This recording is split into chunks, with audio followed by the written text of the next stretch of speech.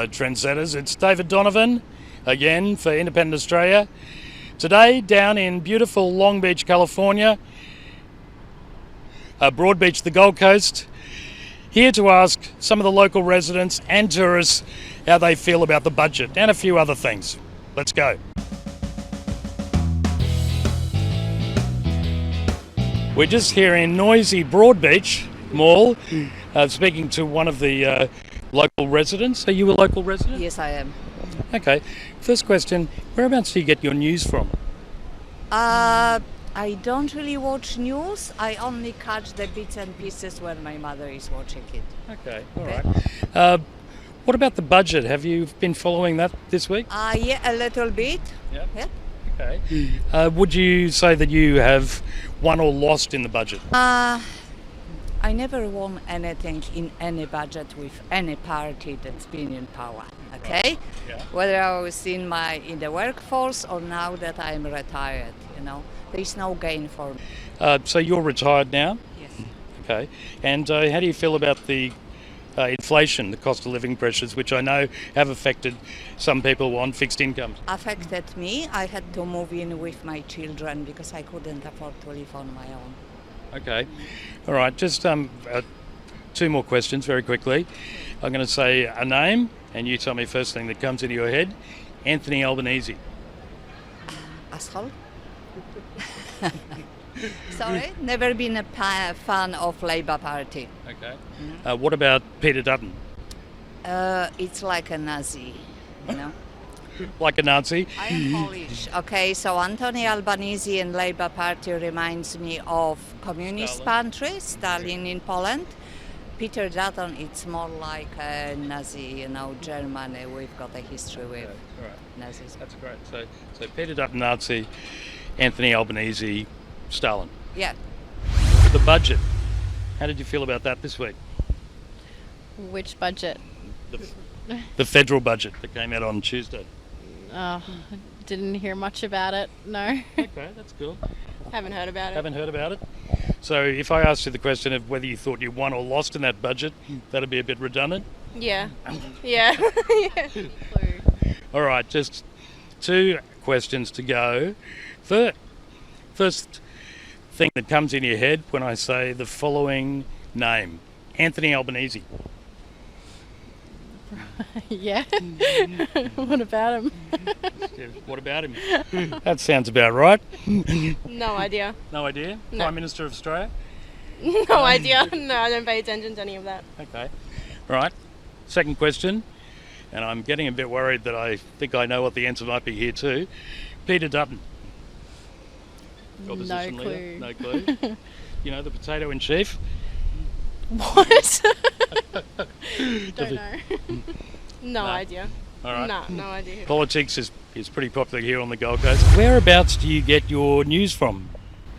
Pretty much the TV sometimes, or you can go on social media. Okay. I guess everybody's on their phones today, so you get all that straight away. What about the budget? How did you feel about that? Any thoughts on it? Well, it's like this, the budget, it's always a yo-yo, right? Yep. It's always up and down all the time. It's always different reviews, different, how would I say, playing the ball all the time, you just don't know where it's going to go. Yeah, right. But I think most importantly, it's for the next generation that should really sort of try and look into it a lot more. If I said the name Anthony Albanese, what would pop into your head? I guess, it's more new Prime Minister, new ideas, or following an old idea of previously that Labor was in government. So, but change is always good. What about Peter Dutton? I haven't really sort of followed much of Peter Dutton. Again, he was exposed by, with his military sort of thoughts with the submarines and all that. So that pretty much flooded the social media. I think everybody was exposed to that. Yep. But in a way, What do you think about spending all those billions on those submarines? Exactly right. So I was only looking at a little show yesterday on the news about, especially up in Brisbane, people living in tents in public park. Mm. And I always say, yes, spending a lot of money on a defence, and yet, the people that actually makes the country and all that gets a bit of sidetracked sometimes. Yeah. I'm here in the Broadbeach Mall now, not Long Beach. Just about to interview one of the local residents. A bit of a fixture around this place. Fishy McFish.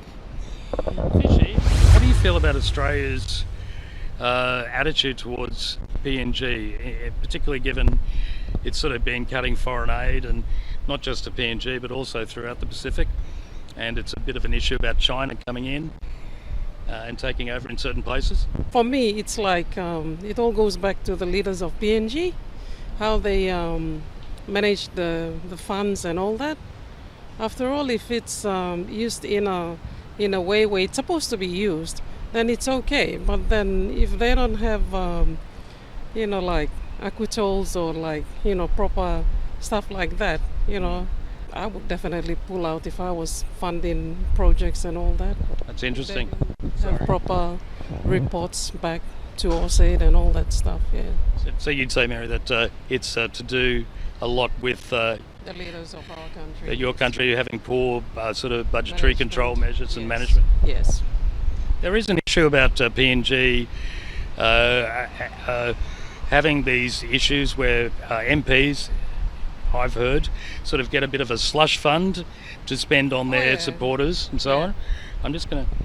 We are not really into PNG politics when the movements it's shift in our central Wagani, and we have no control of what they do within the government circle. Yep. And all we understand is now China coming in very heavily into our country. I do not know, it's a shift taking place. We are so close to Australia, and yet China is coming in, so it's a question between Papua New Guinea government and the Australian government. What's going on? We the people of Papua New Guinea, we were thinking we were colonized by Australia and the independence 1975, and we were really close to them. So what is the issue? China is coming in and Australia is sitting back. That's our question. What are your feelings about China? Do you feel worried about their influence, about what might happen? I'm an ordinary citizen of PNG, and I'd say everything I see around me right now back in PNG is just Chinese infrastructures. Yeah. It's good in a way, like it's helping us so much in the developments that they're bringing in, but at the same time, like, we don't know what's happening behind the curtains and the deals that go on, so we can see nice things in front of us, but how it comes about, like, we have no idea. As I understand it, there is a fairly strong Chinese influence in PNG anyway. I mean, going back as far as Julius Chan. Chinese has been very strong influence here in back in PNG. Yes. There are indigenous Chinese there now. There's a lot of there's a born and bred, and they're born there, and then they from that connection, I think people are moving.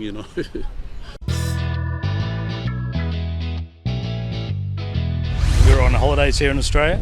Yes. Been here for long? Just a couple of weeks with my husband. He's Australian. Oh, great. Okay. Yeah. So you're staying here? Yeah. Fantastic. So I've just got a couple of questions here. Some of them are a bit boring about current affairs, and if you don't know anything about it, doesn't matter. We don't know much about it anyway. I'm a journalist, so I just wing it. Okay. First question is, whereabouts do you get your news from, generally? Online, so TikTok, Instagram, things like that, social media. Okay. Next question, I'm going to say two names, not at the same time, but Okay. you just say the first thing that comes into your head. And if nothing comes into your head, just say, don't know that person. Anthony Albanese. He's the Prime Minister. I knew that. Yeah. Right. Any thoughts about him? Any feelings? I don't know the way that people here feel about him. Doesn't matter how they feel. How do you feel? I don't know much about him. I'm sorry. All right. Yeah. Neither do we, really. That's one of the things. Pretty quiet man. Second one, what about Peter Dutton? Have you heard of him? No. He's the opposition leader, but you've never heard of him? Never heard of him, no. He's the potato in chief of Australia. It's an unusual political system we've got where we have a chief potato, but he operates that. I didn't know if you were kidding. I wish I was. I've been told about drop bears, things like that. It's almost like it's a pastime here to mess with the foreigners. Are you worried about drop bears? I mean, aren't you? Oh, of course I am. Although, to be honest with you, I feel drop bears are superior to koalas. You probably don't know this, but koalas and wombats were both at one stage ground animals, but wombats hunted koalas up into the trees, and drop bears actually evolved into a more sort of aggressive koala species just to get back. The wombats. Yeah. Have you ever heard of hoop snakes? No. All right. Okay. Well, maybe next time. Yeah.